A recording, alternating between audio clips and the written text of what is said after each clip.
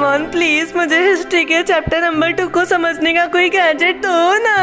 अरे नोबिता, रोना बंद कर। मेरे पास है हिस्ट्री के चैप्टर नंबर 2 के नोट। अरे डोरेमोन इससे क्या होता है? नोबिता, जो तुमसे नहीं हो पाता सिर्फ वो होता है पढ़ाई। डोरेमोन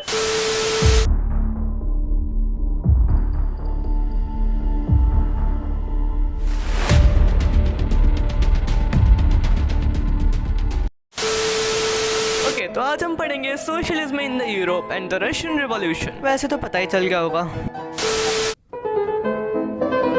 ओके गाइस, तो जैसे कि हमने फ्रेंच रिवॉल्यूशन के अंदर पढ़ा था कि लोगों ने अपनी मर्जी से फ्रांस के अंदर से जॉर्ज मोनार्की को हटाकर फ्रांस को एक रिपब्लिक कंट्री बनाया था।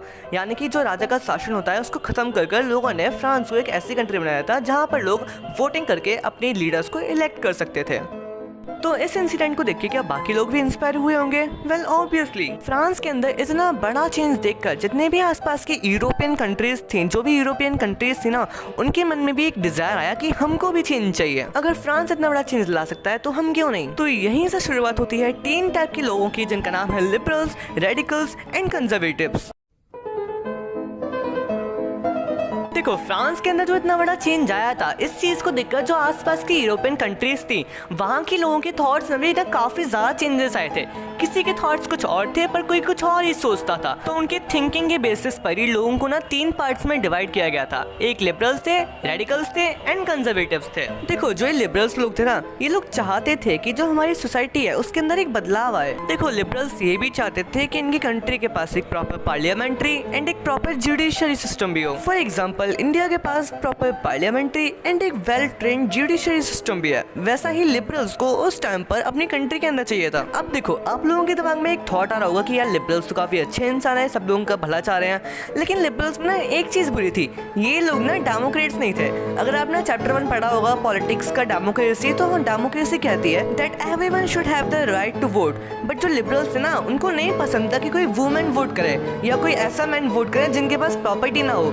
ये चाहते थे सिर्फ और सिर्फ man with property can vote. देखो, जो रेडिकल्स थे ना, इनको भी जस्ट लाइक लिबरल्स, इनको भी सोसाइटी के अंदर चेंज चाहिए था। रेडिकल्स चाहते थे that the government should be based on the majority of the people, यानी कि जो ज्यादा पॉपुलेशन है कंट्री के अंदर, वो जैसे भी गवर्नमेंट चाहती है, गवर्नमेंट ना वैसी ही बननी चाहिए। जो रेडिकल्स थे ना, ये ना डेमोक्रेट्स भी थे, बिकॉज ये डेमोक्रेसी के सारे रूल्स को फॉलो करते थे। देखो, जो रेडिकल्स थे ना, ये ना वुमेन सफरेट को सपोर्ट करते थे।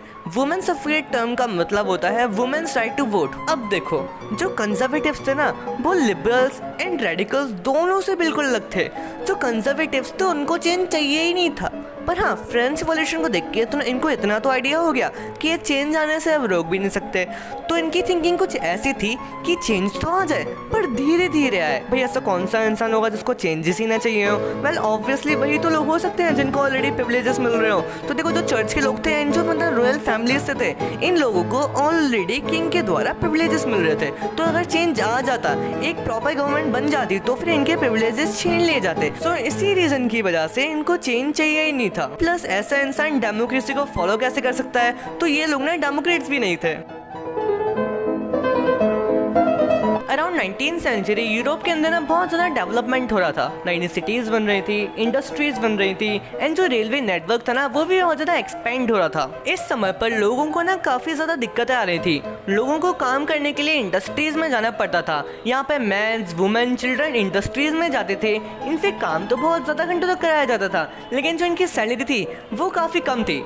ऊपर से यहाँ पे ना सैनिटेशन एंड हाउसिंग की भी प्रॉब्लम थी। इस चीज को देखकर जो लिबरल्स एंड रेडिकल्स थे ना, वो ना फैक्ट्री ओनर्स के बिल्कुल अगेंस्ट आ गए थे, क्योंकि उनको जो ये दिक्कतें देखने को मिल रही थी ना, ये कहीं ना कहीं तो फैक्ट्री ओनर्स की वजह से ही मिल रही थी, बिकॉज वो ना उनको काफी कम सैलरी देते थे। लिबरल्स एंड रेडिकल्स का ये सपोर्ट देखकर जो वर्कर्स थे वो भी ना लिबरल्स एंड रेडिकल्स के सपोर्ट में आ गए। लिबरल्स एंड रेडिकल्स को एक बात तो समझ में आ गई कि अब तो जरूरत है वो सिर्फ और सिर्फ चेंज लाने की है। तो इन लोगों ने कंट्री के अंदर से मोनार्की को खत्म करने के लिए काफी सारी रिवॉल्यूशनरी एक्टिविटीज की थी in countries like Italy, Germany, Russia and France. उस समय पर इन कंट्रीज के अंदर ना लिबरल्स एंड रेडिकल्स काफी ज्यादा रिवॉल्यूशनरी एक्टिविटीज कर रहे थे। जिस टाइम पर सारे के सारे वर्कर्स फैक्ट्री ओनर से परेशान हो चुके थे ना, उस समय पर सोशलिज्म का आइडिया पूरे यूरोप में सब जगह फैलता जा रहा था। जो लोग भी सोशलिज्म के आइडिया को फॉलो करते हैं उन लोगों को सोशलिस्ट कहा जाता है। जो ये सोशलिस्ट लोग हैं ना, इनको क्या लगता है कि कंट्री में सारी दिक्कतों की जड़ें प्राइवेट प्रॉपर्टीज ही हैं। क्योंकि देखो, जो प्राइवेट प्रॉपर्टी का ओनर होता है वो सिर्फ और सिर्फ अपने मुनाफे की सोचता है। जो वर्कर्स उसके यहाँ दिन रात काम कर रहे हैं वो उनके बारे में बिल्कुल भी परवाह नहीं करता। अब देखो, इस समय ना सभी वर्कर्स के दिमाग में एक ही डर था कि अगर सोशलिस्ट सोसाइटी बन भी जाती है तो उसको चलाया कैसे जाएगा। अब इस समय पे ना कुछ पॉपुलर सोशलिस्ट लोग आए थे जिन्होंने अपने खुद के आइडियाज को एक्सप्रेस किया था एक सोशलिस्ट सोसाइटी से रिलेटेड, जिसमें से हमारे मेन सोशलिस्ट थे Robert Owen, Louis Blanc, Karl Marx and Friedrich Engels. जो रॉबर्ट ओवेन थे ना, इन्होंने ना कोऑपरेटिव कमेटी का आइडिया शेयर किया था। कोऑपरेटिव कमेटी एक ऐसी कमेटी है जिसमें ना वर्कर्स मिलजुल कर किसी इंडस्ट्री या फिर किसी कंपनी को रन करें एंड उसमें से जो भी प्रॉफिट निकल रहा है उस प्रॉफिट को आपस में रिक्वायरमेंट्स के हिसाब से बांट लें। जो लुईस ब्लैंक थे ना, लुईस ब्लैंक के भी सेम थॉट्स थे। लुईस ब्लैंक बढ़ावा देते थे कोऑपरेटिव कमिटीज को। लुईस ब्लैंक चाहते थे कि गवर्नमेंट खुद से इंकरेज करे लोगों को कोऑपरेटिव कमेटी बनाने के लिए। एंड अब जो Friedrich Engels and Karl Marx थे, इनके भी ना सोशलिस्ट सोसाइटी से रिलेटेड काफी सारे आइडियाज थे। जो ये सोशलिज्म का आइडिया है ना, ये सभी लोगों को पसंद आया था। सभी लोग चाहते थे कि उनकी कंट्री में भी सोशलिज्म हो, लेकिन फिर भी किसी भी कंट्री में सोशलिज्म का आइडिया ठीक तरीके से इम्प्लीमेंट नहीं हो पाया, एक्सेप्ट वन कंट्री जिसका नाम है रशिया। एंड हाँ, उसी के ऊपर तो पूरा चैप्टर है। हाँ, तो पार्ट 1 का सफर यहीं तक था। अगर आपको वीडियो पसंद आई तो please make sure to like and subscribe. ओए, अगर वीडियो नहीं भी पसंद आई हो तो इस लाचार पर तरस खाकर लाइक कर देना, नहीं तो तोड़ दूंगा, फोड़ दूंगा। Yeah.